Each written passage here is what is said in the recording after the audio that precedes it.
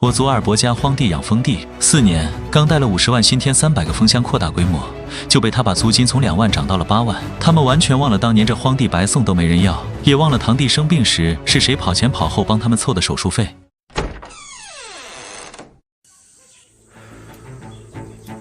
二把，今年的租金2万块，你点点。团子，今年这租金得涨。涨？二伯，当初咱们说的清清楚楚，每年2万，租期10年，这才第4年啊！话是死的，人是活的嘛。现在猪肉都涨3倍了，租金哪能还按老价钱？我们家商量好了，1年8万，你爱租不租？要不是我爸当年把这块地租给你，你现在还在城里打螺丝呢，哪能开上小汽车？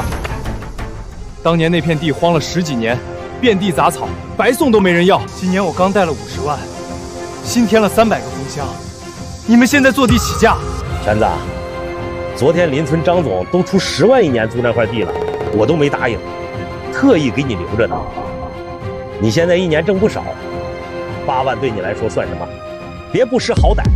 就是，这几年你从我们家地上挣了钱，1年才要你8万，多吗？你发达了就忘了穷亲戚，良心过得去吗？二伯，你是觉得我投了50万，吃定我不敢走是吗？不然呢？你那些蜂箱搬着费劲，厂房总不能扛去吧？识相点就把8万交了，咱们还是一家人。今天要么给8万，要么卷铺盖走人，别废话。我最后再问一遍，租金真的要涨到8万，少1分都不行？没错，少1分都不行。行，这地我不租了。3天之内，我把所有属于我的东西都搬走，地还给你们。哎，全子你别走啊！8万不行，7万也行，6万总算了吧？刘全，你疯了！你刚贷了50万，搬走了损失多大？你别冲动，有话好好说。不用再说了，我刘全就算亏了本钱，也不受你们这种窝囊气。好，你走，有本事你就把所有东西都搬走，我看你能搬到哪儿去。等你走投无路回来求我的时候，看我怎么收拾你。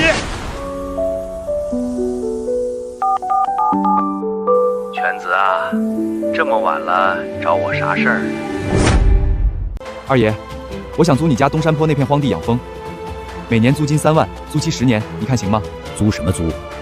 那片地荒着也是荒着，你想用就拿去用，提什么租金？不行，二爷，租金必须给，就3万1年，你要是不答应，我就不租了。好，你说多少就多少，明天我把土质证拿给你，咱们签正规合同。你放心，有二爷在，没人敢欺负你。刘全挂了电话，又拨通了发小赵德柱的号码。德柱，明天早上7点，带30个兄弟，开5辆货车到小尖山蜂场找我。咋了，全子？你那蜂场不干了？二伯坐地起价，把租金涨到8万了。我搬去赵二爷的东山坡，工钱给兄弟们算双倍，管饭管水，辛苦大家了。行，我知道了，明天保证准时到。这老东西也太不是东西了。你别气，有兄弟帮你，3天保证把能搬的都搬完。刘全挂了电话，抬头望着小尖山的方向，眼神里有不舍，但更多的是坚定。4年的心血，说不心疼是假的，但我更清楚，这次要是妥协了，以后他们只会变本加厉，把我炸得一干二净。赵德柱带着30个兄弟，开着5辆货车停在蜂场门口，纷纷跳下车。全子，别愁，旧的不去，新的不来。东山坡那地方比小尖山通风还好。辛苦兄弟们了。蜂箱要轻拿轻放，用棉被包好，别闷着密封。摇蜜机、割蜜刀这些工具，还有我自己拉的活动板房，全部拆走。放心吧，刘哥，保证给你搬得干干净净。众人立刻热火朝天地干了起来，有人搬蜂箱，有人拆活动板房，有人装车。刘全抱着一箱冰水，挨个递给干活的兄弟们。大家歇会儿再干，别中暑了。没事，全子，早点搬完，早点省心。对了，那几间彩钢厂房怎么办？那可是花了10几万建的呀。厂房建在他的地上，带不走，我不要了。等会儿我写个书面声明，自愿放弃地上所有复制物的所有权，留给他们。那太便宜他们了，10几万啊，就这么白给他们了？没办法，法律上建在他人土地上的不动产归土地所有人，我不能干违法的事儿，犯不上为了这点东西给自己惹麻烦。再说，他们拿了这空厂房也没用。刘全说完，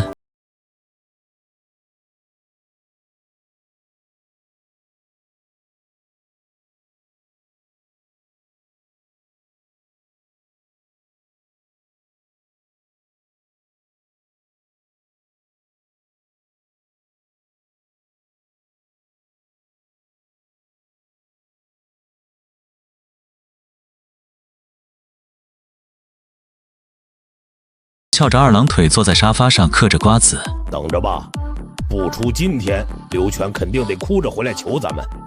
他投了50万，不可能说扔就扔。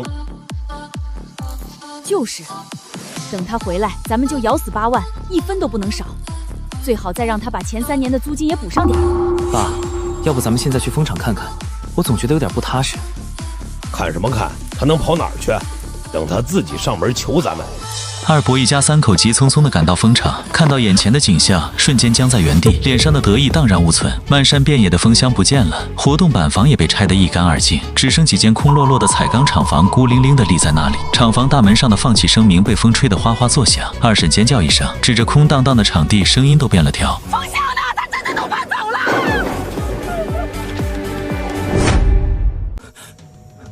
就是一个空厂房有什么用啊？他疯了吗？50万说扔就扔，他怎么敢的？刘全，你个王八蛋，你给我出来！别喊了，刘全中午就搬完了，现在都在东山坡安顿好了。人家说了，自愿放弃这厂房，留给你们了。走，去东山坡，我倒要看看他能躲到哪儿去。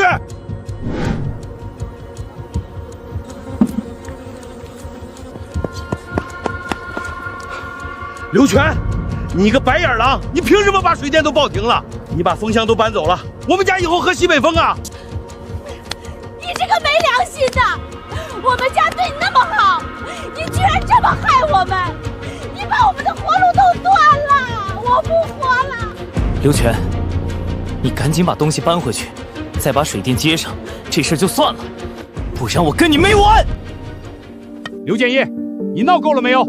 人家全子搬自己的东西，报自己的水电户后，合情合理合法，是你自己坐地起价把人逼走的，现在怪谁？赵老头，这是我们家的家事儿，轮不到你插嘴。他走了，我们家的地就荒了，他得赔我们损失。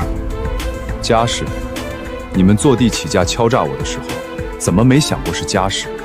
当年刘浩生病，是谁拿了4000块钱给他做手术？是谁跑前跑后在医院照料了他1个星期？当年那块地荒了10几年，1年2000都没人租，是谁1年给你2万，让你家盖上了大瓦房？那都是过去的事儿了。过去的事儿，你们可没忘。现在看我挣了点钱就想把我榨干是吧？我告诉你，从今天起，我们之间的租赁关系解除，两清了。老天爷呀，你快看看啊！这没良心的东西欺负我们呀！我不活了！你还有脸哭？你们一家的良心都被狗吃了！全子帮了你们多少？你们就是这么回报人家的？刘全，你给我等着，这事儿没完，我去村委会告你。全子啊，你别往心里去，这种人不值得生气。二爷，我没事，我早就料到了，咱们好好干，把新风场经营好，比什么都强。全子，你二伯把事情都跟我说了，你这事儿做得太不对了。他把地租给你，让你挣了钱，你怎么能说走就走，还把水电都停了？大伯，是他先把租金从2万涨到8万，逼我走的。我搬自己的东西，报自己的水电，没有任何问题。什么8万？我什么时候说8万了？是你自己听错了，我明明说的是2万5，是你故意找茬搬走的。就是，我们根本没涨那么多，是你忘恩负义，不想租了，故意找借口。建爷啊，你就别撒谎了。那天你在村口跟人说，1年要刘全8万，全村人都听见了。就是，全子是什么人，我们心里清楚。你要是不涨租，他能走吗？我们家商量好了，1年8万，你爱租不租？没错，少1分都不行。你怎么能这么干？我刘全做人，向来光明磊落。当初二伯家有难，我二话不说出手帮忙。现在他坐地起价，我只能选择离开。我没有占他们家1分钱便宜，所有属于我的东西，我都带走了，厂房我也自愿留给他们了，问心无愧。全子说的对，是建业一家太贪心了。就是，换谁也不能忍啊！这事儿是你不对，我不管了。全子，别理他们，我们都支持你。以后我们的发蜜都卖给你。谢谢大家，我一定好好干，带着大家一起挣钱。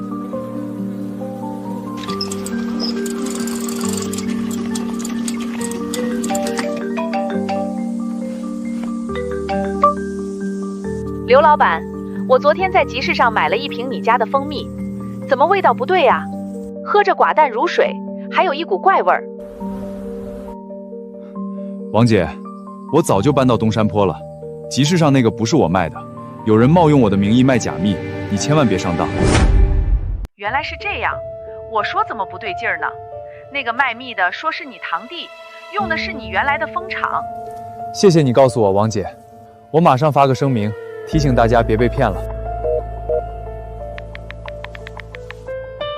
我在所有渠道发布了声明，提醒大家认准刘全蜂蜜商标，同时向市场监管局举报了二伯卖假蜜的行为。没过多久，二伯卖假蜜被查处的消息就传开了，他不仅被没收了所有假蜜，还被罚了5000块钱。这下好了，钱没挣到，还被罚了5000，这日子可怎么过啊？都怪你，非要卖假蜜，现在好了吧？怪我？还不是刘全那个白眼狼，他不让我好过，我也不让他好过。养蜂有什么难的？他能干成，我肯定也能干成。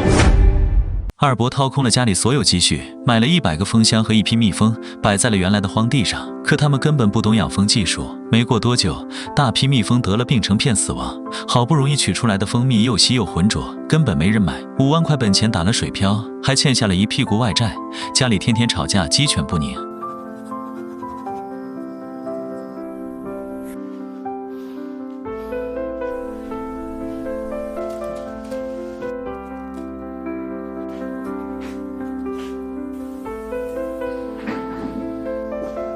王主任，二伯，你们来了。全子，我把他们带来了。昨天我已经跟他们好好谈过了，他们也认识到自己的错误了。以后啊，肯定好好跟你干，绝不再耍心眼了。全子，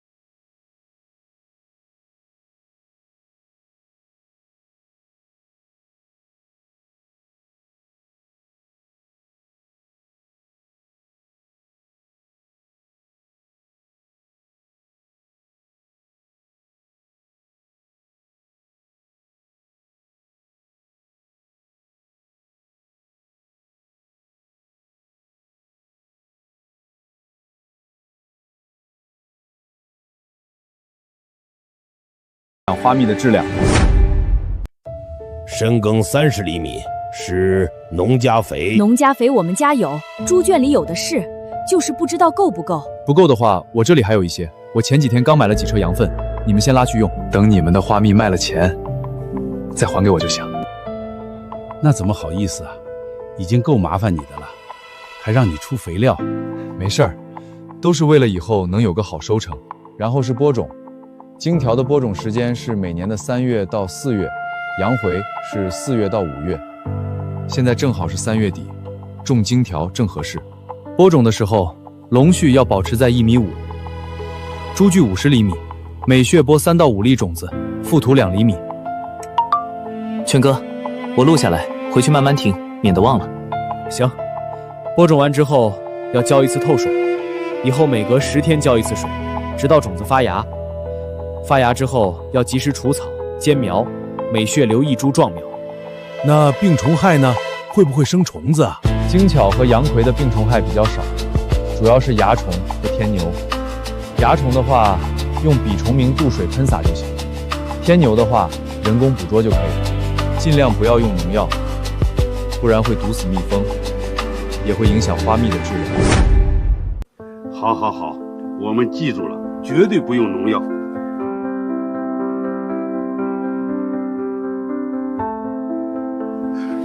全子，谢谢你，真的谢谢你。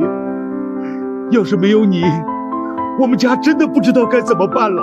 是啊，全子，以前是我们对不起你，你还这么帮我们这辈子都忘不了你的恩情。别这么说，都是一家人，不说两家话。只要你们好好干，日子肯定会越来越好的。玄子，你真的打算帮他们啊？我还以为你会不管他们呢。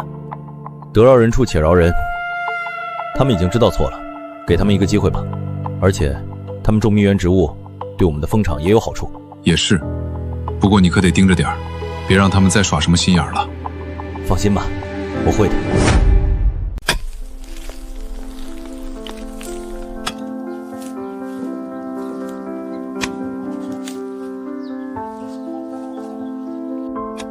这破地怎么这么难伺候啊？都干了3天了，才整了这么一点儿，累死我了。别抱怨了，赶紧干吧。全子说了，这几天必须把种子播下去，不然错过了农时就白忙活了。爸，要不咱们雇几个人干吧？这么干下去，什么时候才能干完啊？雇人不要钱啊！我们现在欠了一屁股外债，哪有钱雇人？这点活咱们自己慢慢干就行了。可是这样太慢了，等咱们整完地，都错过播种时间了。那能怎么办？谁让咱们当初那么糊涂，干了那些蠢事呢？现在只能自己吃苦了。怎么了？干不动了？全子，你来了，没事，我们能干完。让你见笑了，全子。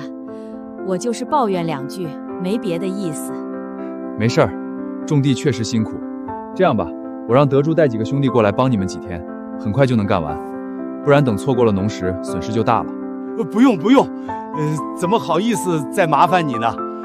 我们自己慢慢干就行。没事儿，德柱他们这几天正好没什么活，闲着也是闲着。德柱，你带5个兄弟，拿上锄头和犁，到二伯家的地里来一趟，帮着整地播种。行，我知道了，马上就到。好了，德柱他们马上就来，你们先歇会儿，喝口水。全子，你真是个好人，我们以前那么对你，你还这么帮我们，我们真的不知道该怎么感谢你才好。不用感谢，都是乡里乡亲的，互相帮忙是应该的。没过多久，赵德柱就带着5个兄弟扛着农具赶来了。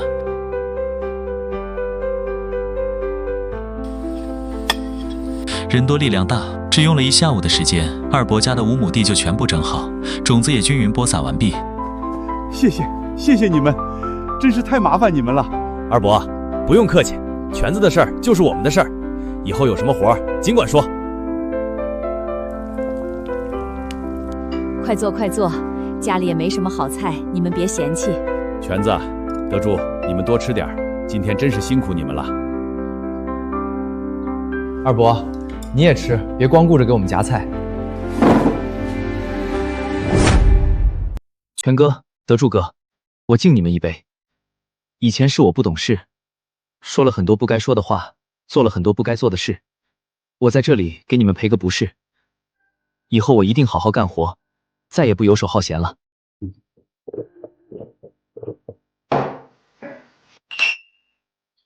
好，既然你这么说，那我就放心了。好好干，以后肯定有出息。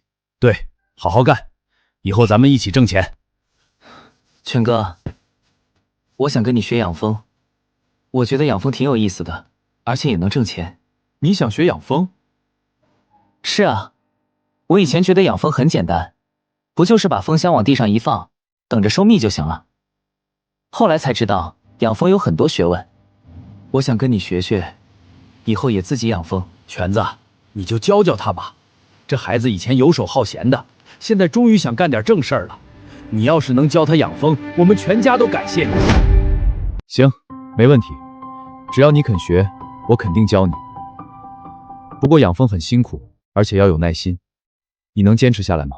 能，我肯定能坚持下来。我再也不想像以前那样浑浑噩噩的过日子了。好，那从明天开始，你每天早上7点到蜂场来找我，我教你养蜂。太好了，谢谢全哥，我一定好好学。看着刘浩兴奋的样子，我心里也很高兴。浪子回头金不换，只要他肯努力，以后肯定能过上好日子。日子一天天过去，二伯家的金条和杨槐都冒出了嫩绿的新芽，绿油油的一片，长势喜人。这天，我正蹲在蜂箱前，手把手教刘浩给蜜蜂分香。这全的斗的蜜蜂，蜜蜂呢和存腐了都是性质。全子，忙着呢。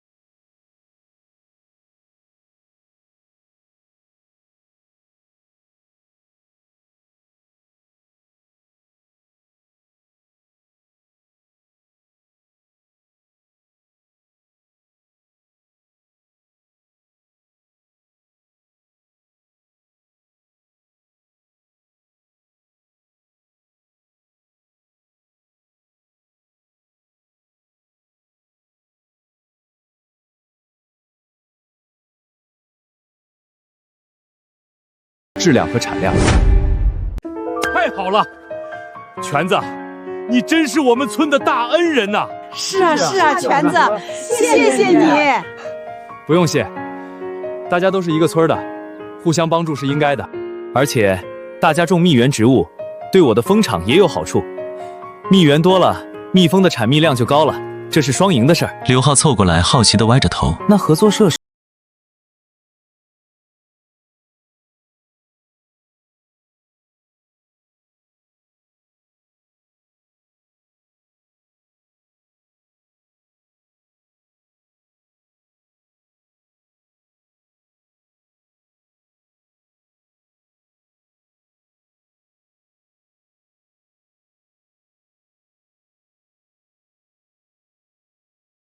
拿起话筒，刘全同志是我们镇的创业带头人，他不仅自己致富，还带动村里的村民一起致富，这种精神值得我们大家学习。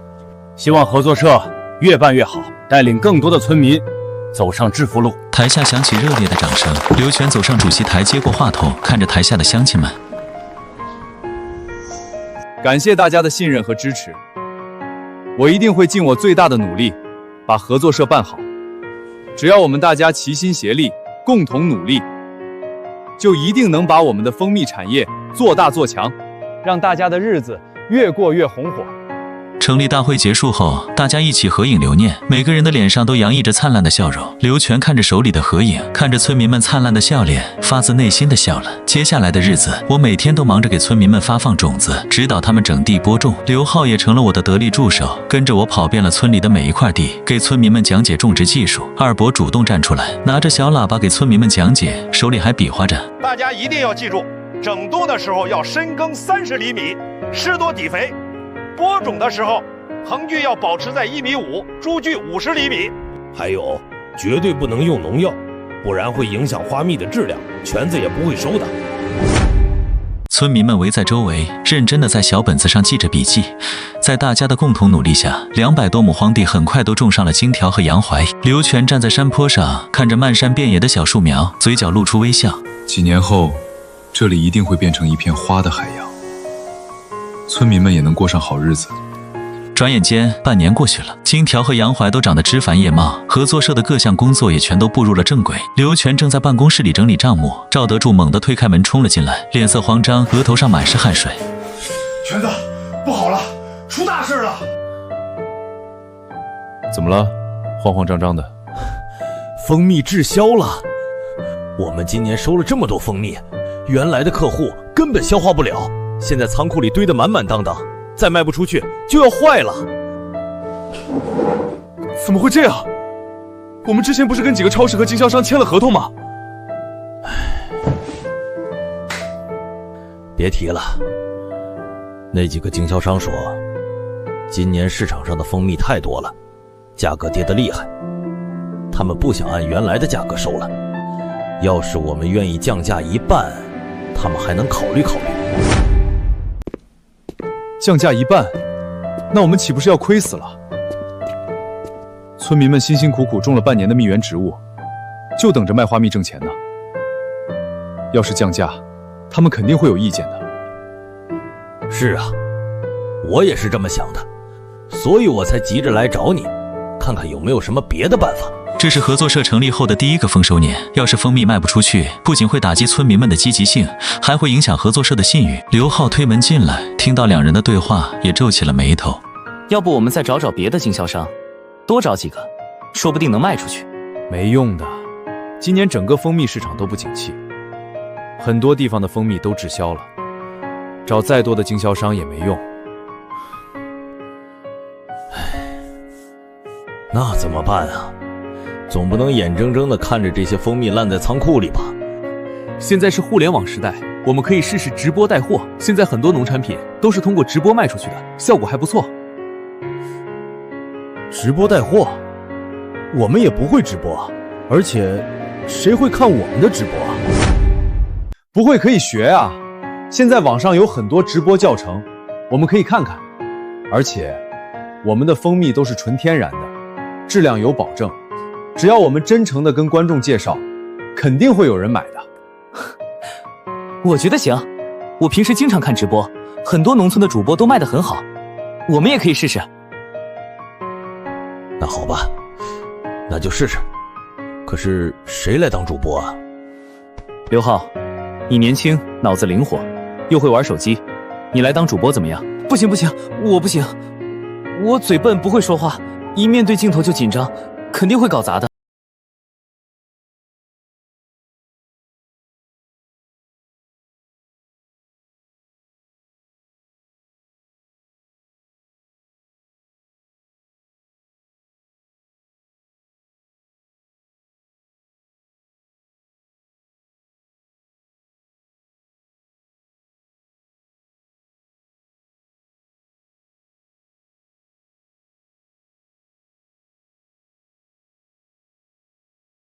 我们再想别的办法。接下来的几天，我们开始紧锣密鼓地准备直播的事情。刘全从镇上买回来手机、支架、补光灯等直播设备，一一摆在桌子上。刘浩每天对着镜子练习说话，手里拿着一瓶蜂蜜，反复演练台词，还看了很多直播带货的视频做笔记。二婶端着一碗水走进来，放在刘浩面前。刘浩，你好好干，要是直播能把蜂蜜卖出去，妈给你做你最爱吃的红烧肉。儿子，加油！爸相信你一定能行。在大家的鼓励下，刘浩的信心越来越足了。刘浩穿着蓝色工作服，站在蜂箱旁边，手里拿着一瓶蜂蜜，手心紧张的冒汗。刘全和赵德柱站在镜头后面，对着他比了个加油的手势。别紧张，刘浩，就像平时聊天一样。刘浩深吸一口气，对着镜头露出一个有些僵硬的笑容。大家好，我是刘浩，欢迎来到我的直播间。今天我给大家介绍的是我们家乡的纯天然蜂蜜。我们的蜂蜜都是蜜蜂采自山上的荆条花和洋灰花，没有任何添加，绝对纯天然无污染。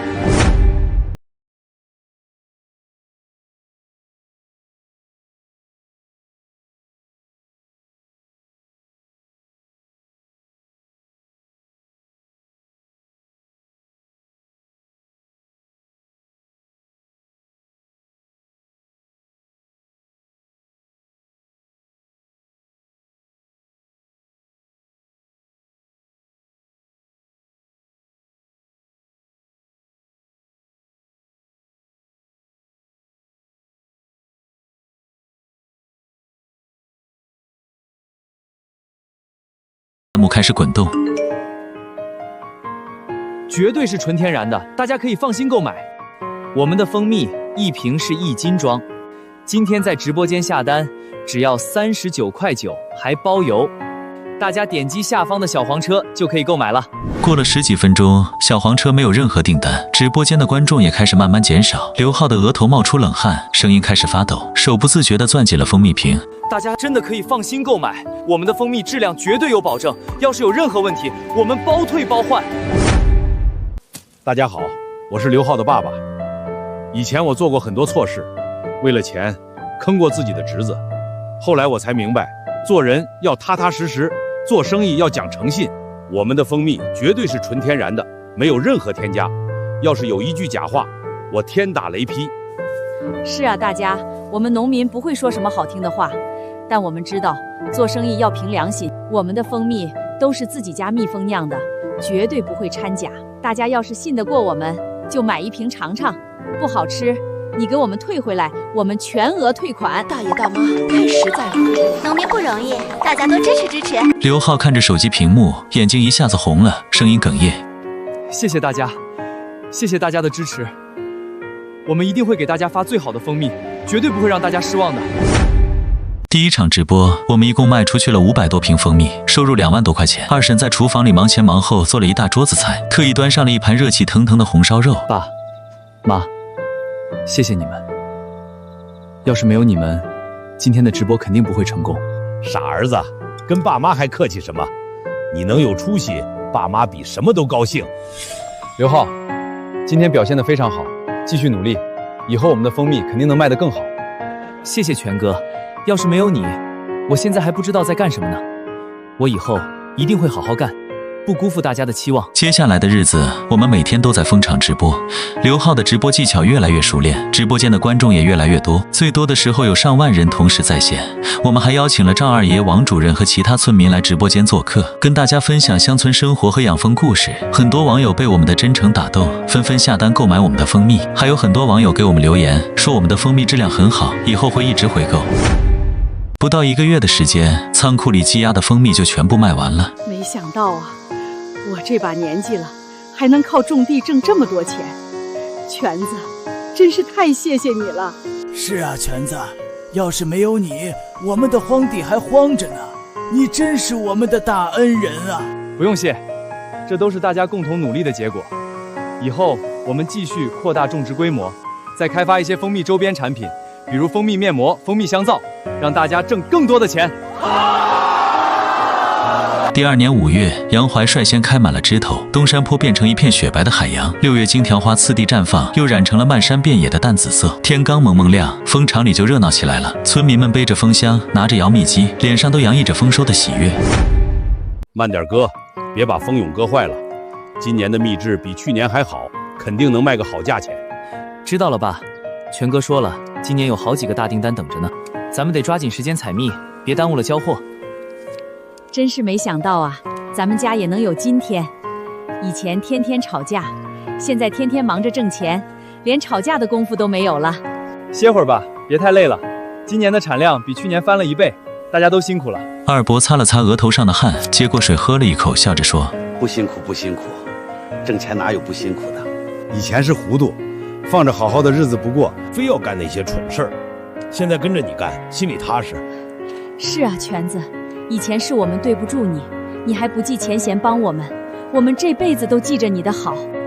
别说这些了，都是一家人，只要大家好好干，日子肯定会越过越红火的。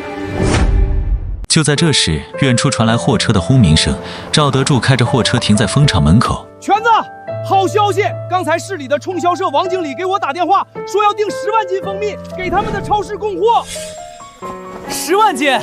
真的假的？那咱们今年的蜂蜜岂不是不够卖了？是真的。王经理说，去年买过咱们蜂蜜的顾客都反馈特别好，所以今年特意加大了订单量。太好了，这下咱们可发大财了！全哥，恭喜恭喜啊！这么大的订单，肯定能挣不少钱吧？还行，都是大家共同努力的结果。全哥，我有个主意，能让咱们多挣1倍的钱。什么主意？咱们往蜂蜜里掺点糖浆啊，反正别人也看不出来。10万斤蜂蜜掺1半糖浆，就能多卖几10万呢。婉儿，你胡说八道什么？我们做的是良心生意，怎么能干这种缺德事儿？二伯，我这不是为了大家好吗？多挣点钱不好吗？二伯气得浑身发抖，脸涨得通红。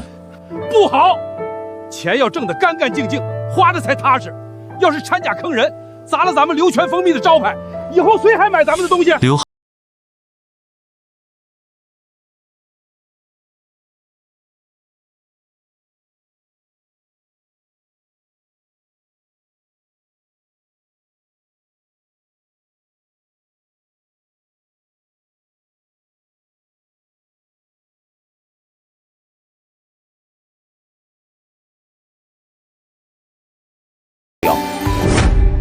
说的对，咱们的蜂蜜能有今天的口碑，就是因为质量好，绝对不能砸了自己的招牌。刚才二伯说的对，咱们做农产品，靠的就是质量和诚信。以后谁要是敢往蜂蜜里掺假，立刻开除出合作社，永远不再合作。为了按时完成供销社的订单，大家每天都加班加点的采蜜、过滤、装瓶。二伯和刘浩负责在蜂场采蜜，二婶和村里的妇女们在车间负责过滤和装瓶，我和赵德柱负责联系物流和发货。晚上10点多，大家才收工，一个个累得腰酸背痛。刘全买了啤酒和卤菜，在蜂场里摆了几桌，请大家吃饭。王主任端着酒杯站起来，清了清嗓子。各位乡亲们，我敬大家一杯。咱们合作社能有今天的成绩，全靠大家的共同努力。更要感谢全子，是他带领咱们走上了致富路。我提议，大家一起敬全子一杯。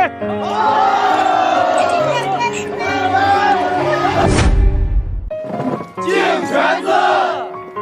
谢谢大家，这不是我一个人的功劳，是大家共同努力的结果。没有大家的支持和信任，就没有合作社的今天。我干了这杯，谢谢大家。刘全仰头一饮而尽，二伯端着酒杯走了过来，有些不好意思的挠挠头。全子，以前是二伯不对，二伯给你赔个不是，这杯酒我敬你。二伯，过去的事儿都过去了，别再提了，咱们以后好好干就行。好，以后咱们一家人一条心，把日子过得红红火火的。一条心，红红火火。什么？怎么会这样？全哥，不好了！有人在网上发视频说咱们的蜂蜜是假的，还说咱们往蜂蜜里掺了糖浆。现在好多网友都在骂咱们，还有很多人申请退款。怎么会这样？咱们的蜂蜜都是纯天然的，根本没有掺假呀！肯定是有人故意黑咱们，肯定是王二干的。刚才他提掺假被咱们骂走，转头就报复。别着急，清者自清，浊者自浊。咱们的蜂蜜质量没问题。不怕别人黑，那现在怎么办啊？好多订单都取消了，供销社那边也打电话来问情况了。刘全沉吟片刻，立刻做出安排，语气坚定。这样，刘浩，你现在开直播，带大家去蜂场现场采蜜、摇蜜，让大家亲眼看看咱们的蜂蜜是怎么生产出来的。好，我给供销社王经理打电话，跟他解释一下情况。刘浩立刻拿出手机，打开直播软件，调整好镜头。各位网友，大家好，我是刘浩。今天有人在网上说我们的蜂蜜是假的，往里面掺了糖浆。现在我就带大家去现场看看，我们的蜂蜜到底是不是纯天然的。